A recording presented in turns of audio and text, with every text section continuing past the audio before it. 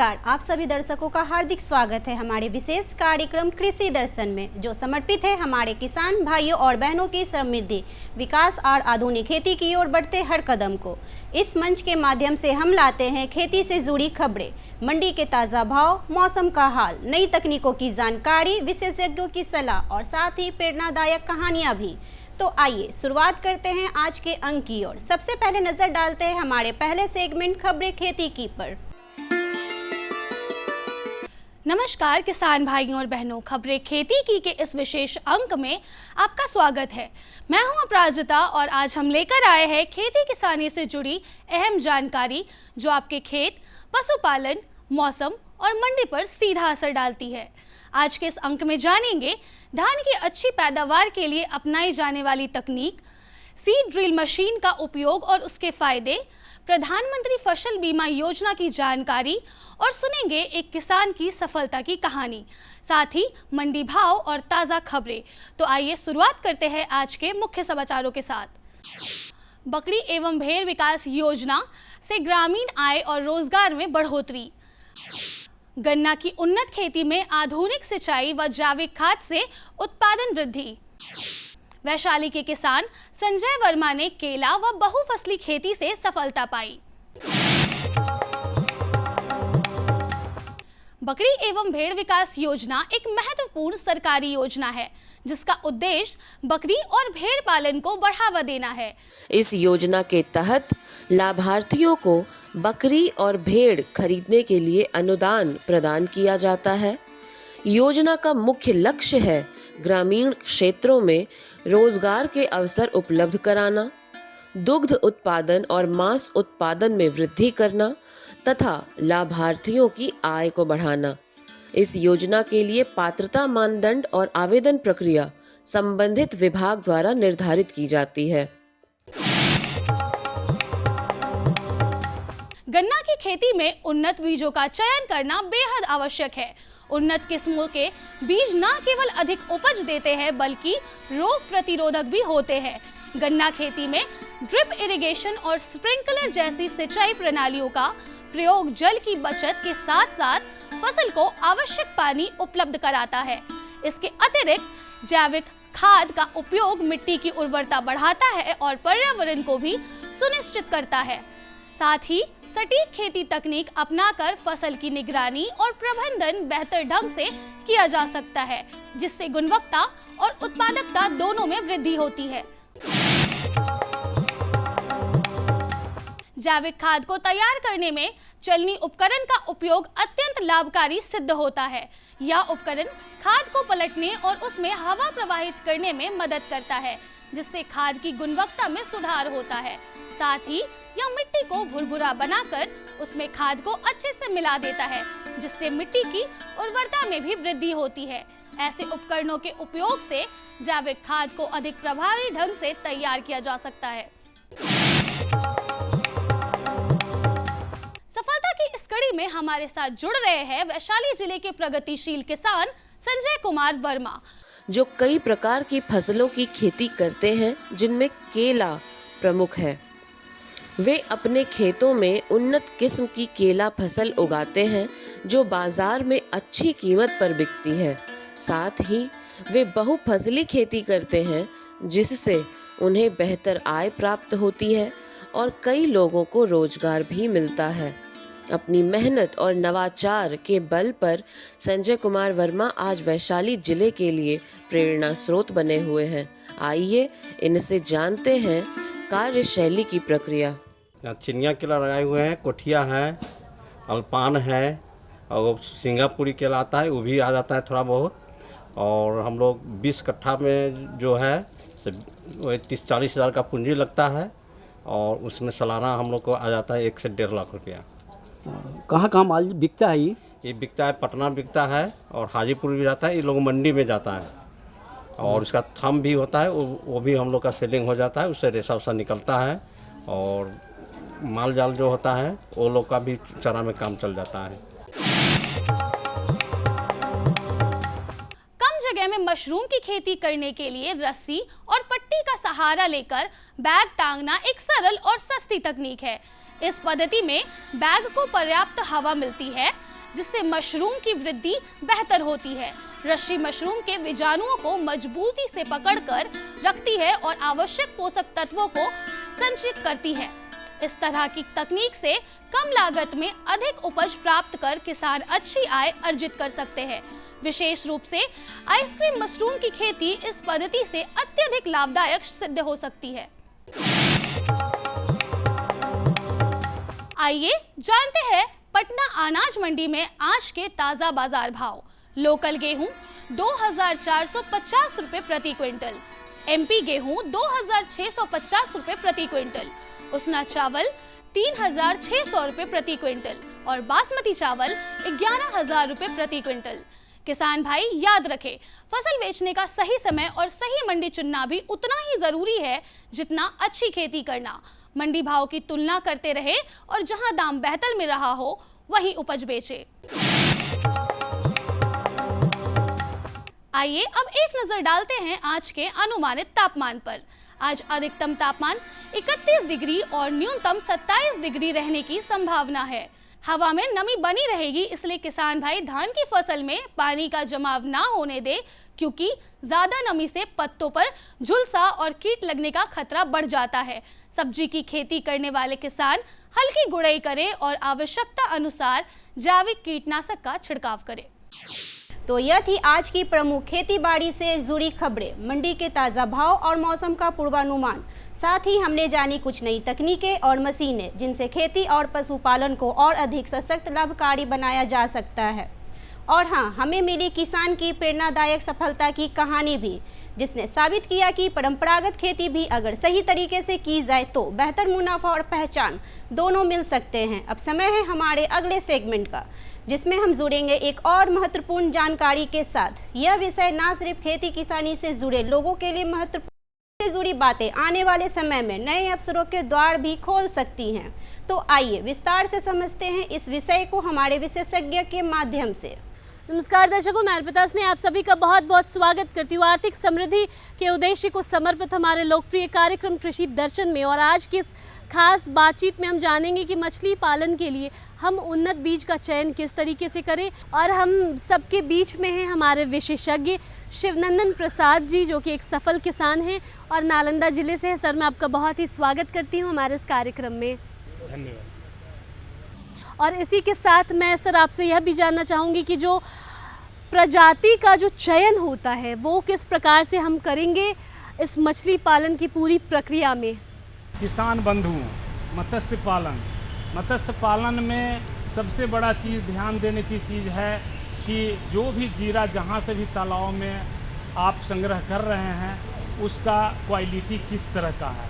बढ़िया उच्च क्वालिटी का होना चाहिए, रेपुटेटेड फार्म का होना चाहिए, जिससे कि वो बाद में स्वच्छ हो और वो स्वस्थ मछली का सीड हो, जिससे कि मछली बाद में बढ़ने में कोई दिक्कत नहीं हो। और मछली का जो भी तालाब में डालना है तो स्थानीय मांग के हिसाब से डालना है। हम लोग के देश में जो INC मछली होती है, रेहू, कतला, ग्रास कार्प, कॉमन कार्प, ये सब मछली का पालन होता है। लेकिन इंडियन मेजर कार्प में आती है रेहू, कतला, नैनी।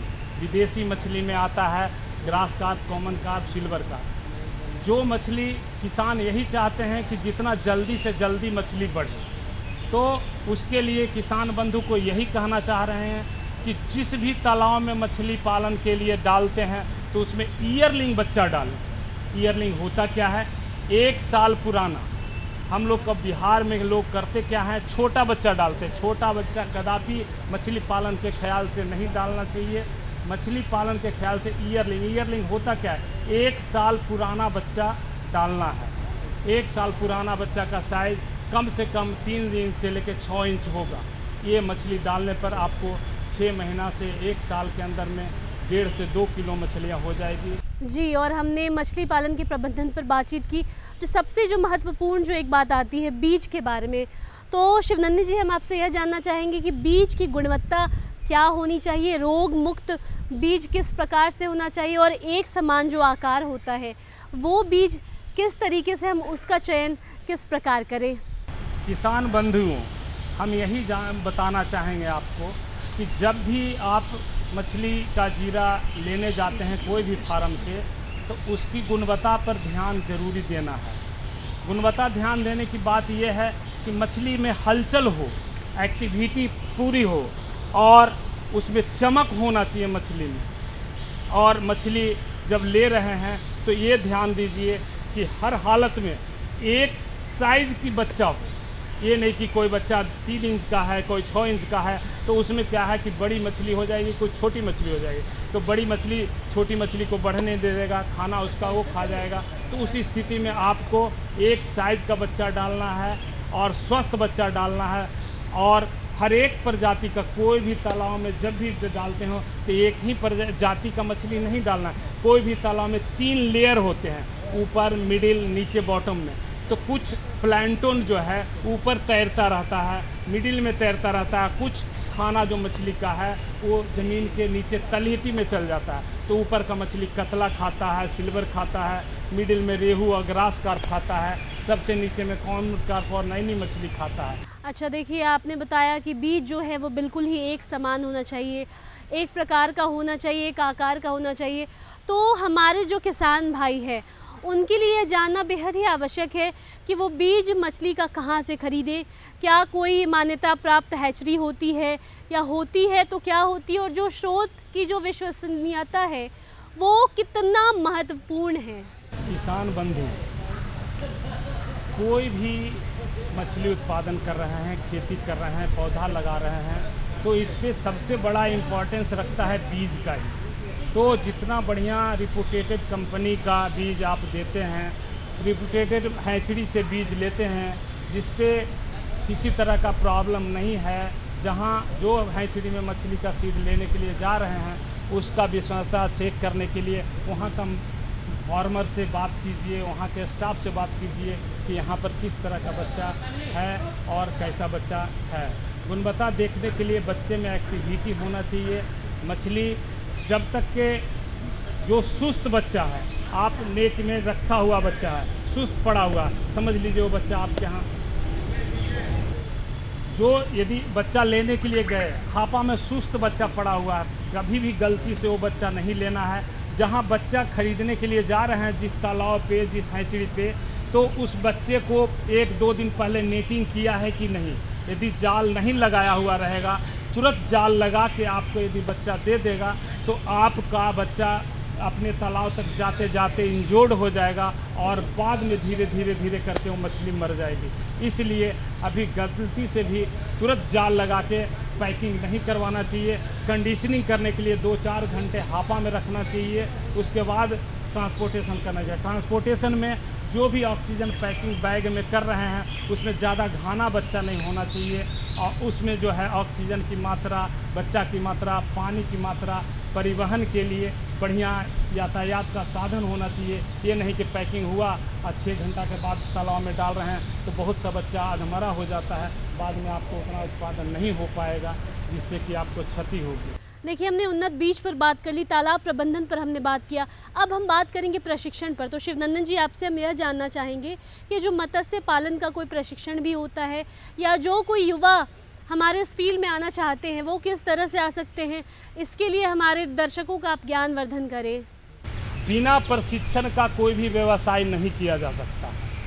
मछली में तो प्रशिक्षण अति आवश्यक है। इसके लिए हमारे बिहार सरकार और भारत सरकार के द्वारा हर एक ज़िले में प्रशिक्षण की व्यवस्था की गई है, और उसमें 2 दिवसीय और 6 दिवसीय का प्रशिक्षण हर एक फार्म पर ले जा कर के और जो भी प्रशिक्षण केंद्र में करवाया जा रहा है। इसके अलावे हम लोग जो है हमारे हैचरी नालंदा स्थित मोहनपुर मत्स्य हैचरी में हम जो प्रशिक्षण देते हैं, डेमो करवाते हैं, इसके लिए हमारे द्वारा निःशुल्क हर एक फार्मर को प्रशिक्षण की व्यवस्था है। और बिना प्रशिक्षण किए हुए यदि मत्स्य पालन करते हैं उसी में लॉस होता है। हम इतना दावा करना चाहते हैं, हमारा मछली का एक्सपीरियंस मत्स्य पालन का 30 साल का है।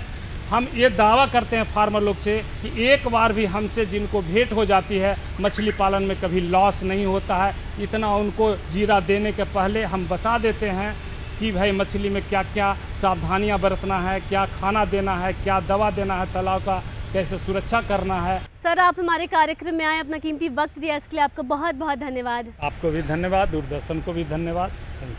तो दर्शकों, इस तरीके से हमने अपने विशेषज्ञ से जाना और समझा कि मछली पालन के लिए हम उन्नत बीज का चयन किस प्रकार से करेंगे, प्रजाति जो होती है उसका चयन किस प्रकार से करेंगे, और जो बीज की जो गुणवत्ता होती है, आंशिक गुणवत्ता होती है, वो किस तरह से होनी चाहिए, हम जल प्रबंधन किस तरीके से कर सकते हैं, तालाब की साफ़ सफाई किस तरीके से कर सकते हैं। उम्मीद है कि ये सारी परिचर्चा आपके लिए लाभदायक रही होगी।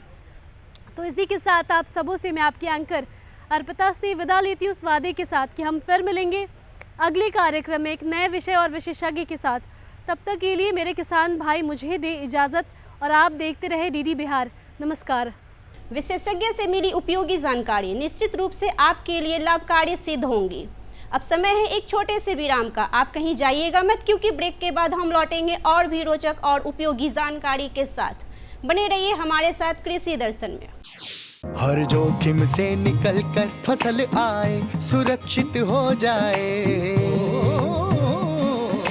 फसल बीमा से हर किसान अब आत्मनिर्भर हो जाए। अब सूखा पड़े या बाढ़ आ जाए, कोई डर नहीं।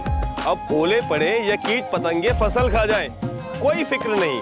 अब कैसी भी आपदा हमारी फसल पे आ जाए, क्षति होने पर हमारे दावों का उचित भुगतान मिलता है, क्योंकि हमने लिया है प्रधानमंत्री फसल बीमा। बुआई से फसल कटाई तक हर जोखिम का दावा, न्यूनतम प्रीमियम पर अधिकतम भुगतान का वादा। योजना से हर साल जुड़ रहे हैं 5 करोड़ से ज्यादा किसान। अब आपकी है बारी। नजदीकी कृषि कार्यालय, सहकारी समिति, बैंक शाखा, अधिकृत बीमा कंपनी या जन सेवा केंद्र में स्वेच्छा से करा सकते हैं पंजीकरण।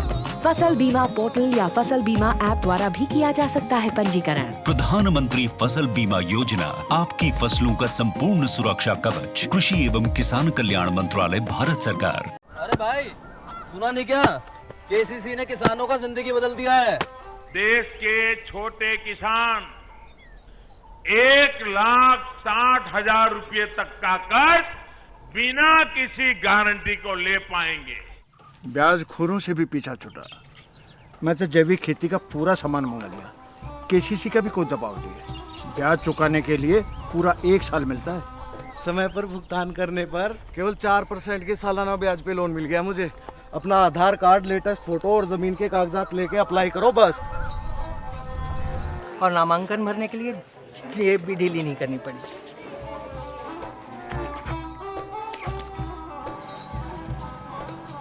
चाचा, उधार चुकाने के 24 घंटे के बाद उतने ही पैसे वापस निकाल सकते हैं।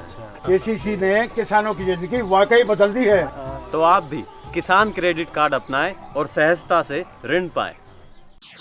ब्रेक के बाद एक बार आपका फिर से स्वागत है आपका हमारे खास कार्यक्रम कृषि दर्शन में। अब पेश है हमारा अगला सेगमेंट, एक संक्षिप्त लेकिन ज्ञानवर्धक फीचर फिल्म, जिसमें हम देखेंगे खेती से जुड़े महत्वपूर्ण विषय पर एक रोचक प्रस्तुति। तो आइए देखते हैं आज की यह विशेष फिल्म।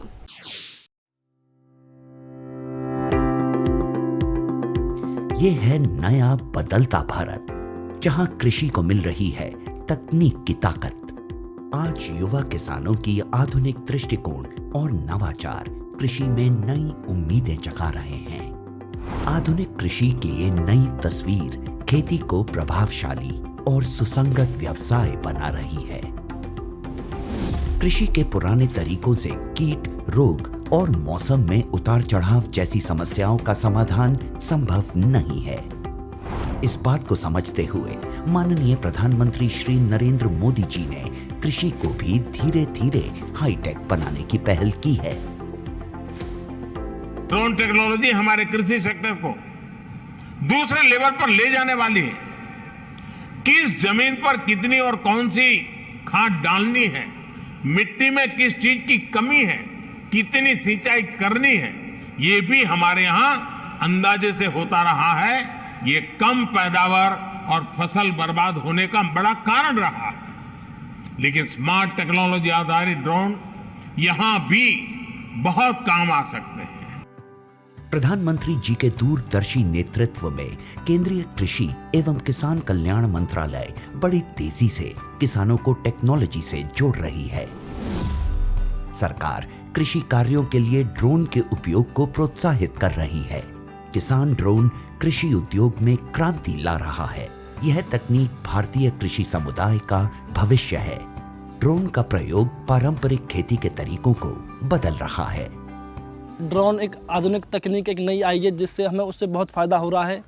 जो दवाई डाल देते हैं ड्रोन में उड़ के स्प्रे करती है जैसे, और दवाई भी छिड़कती है, हमें बचाव होता है, शरीर का बचाव होता है, उससे बहुत सारे फ़ायदे हैं। पहले हम स्प्रे करते थे मशीन में 100 लीटर पानी 200 लीटर पानी में 1 किलो की स्प्रे होती थी, अब उसमें 10 लीटर पानी में 1 किलो की स्प्रे होती है। अत्याधुनिक तकनीक, हाई रेजोल्यूशन कैमरों और उन्नत सेंसर्स से लैस किसान ड्रोन भारतीय कृषि क्षेत्र की काया पलट करने की क्षमता रखता है। कीटनाशकों और उर्वरकों का छिड़काव, हवाई निगरानी, फसल और मृदा स्वास्थ्य की निगरानी, बीजारोपण, क्षतिग्रस्त फसलों का आकलन और फसल बीमा के दावों का तेजी से निपटान के अलावा फसलों के स्वास्थ्य संबंधी रियल टाइम जानकारी दे सकता है। यह कीटों, बीमारियों और पोषक तत्वों की कमी की पहचान कर सकता है। इसकी मदद से समय रहते किसान अपनी फसलों की सुरक्षा के उपाय कर सकते हैं। इससे सबसे बड़ा फ़ायदा है कि आप इसमें दवाई डाल के और इसको भर के छोड़ देंगे, पूरे खेत में करके वापस वहीं आ जाएगा। आप जैसे खेत में नहा धोकर गए थे वैसे के वैसे वापस आओगे। साथ ही किसान ड्रोन का प्रयोग स्वामित्व योजना के अंतर्गत भूमि अभिलेखों के डिजिटलाइजेशन और पशुधन ट्रैकिंग के लिए भी किया जा सकेगा। वैसे तो किसान ड्रोन आज देश की जरूरत है, पर ड्रोन चलाने के लिए प्रशिक्षित ऑपरेटर्स की कमी, ड्रोन के रखरखाव की चुनौती और ड्रोन चलाने के लिए जरूरी सुरक्षा निर्देशों की जानकारी की कमी जैसी कुछ समस्याएं अभी भी बनी हुई हैं।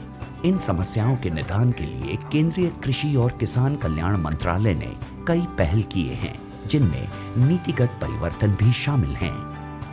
कृषि मंत्रालय द्वारा कृषि संस्थानों को 10 लाख तक का अनुदान, व्यक्तिगत किसानों की सहकारी समितियों जैसे CHC और FPO को भी ड्रोन की खरीद के लिए वित्तीय सहायता मिलती है। किसानों के खेतों में ड्रोन के लिए फार्म मशीनरी प्रशिक्षण और परीक्षण संस्थानों FMTTI, भारतीय कृषि अनुसंधान परिषद ICAR संस्थानों, कृषि विज्ञान केंद्रों तथा राज्य कृषि विश्वविद्यालयों को कृषि यंत्रीकरण उप मिशन के तहत आकस्मिक व्यय के साथ ड्रोन लागत की 100% दर पर वित्तीय सहायता प्रदान की जाती है। वित्तीय सहायता और अनुदान प्रदान करने के अलावा ड्रोन फैसिलिटेशन सेंटर का विकास भी किया जा रहा है। कुशल ड्रोन ऑपरेटर्स की कमी को पूरा करने के लिए प्रशिक्षण कार्यक्रम चलाए जा रहे हैं। प्रशिक्षित किसानों की DGCA द्वारा सभी जरूरी औपचारिकताएं प्रशिक्षण केंद्रों में ही पूरी कर ली जाएं, यह भी सुनिश्चित किया जा रहा है।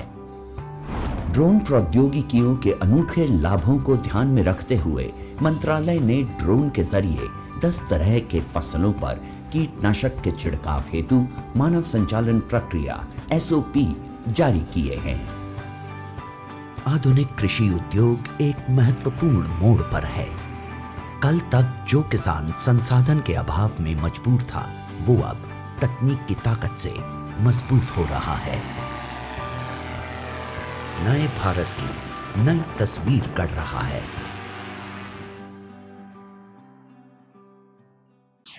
तो दर्शकों, यही था कृषि दर्शन का आज का अंक, जहां हमने जानी खेती से जुड़ी अहम खबरें, मिले विशेषज्ञों की सलाह, देखी आधुनिक तकनीक और उपकरणों की जानकारी और सुनी एक प्रेरणादायक सफलता की कहानी।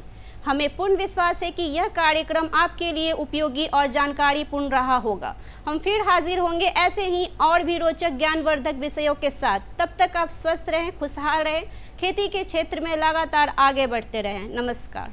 हमारा पता है कृषि दर्शन, कमरा नंबर 203, द्वारा केंद्र निदेशक, दूरदर्शन केंद्र पटना, फ्रेजर रोड, पटना।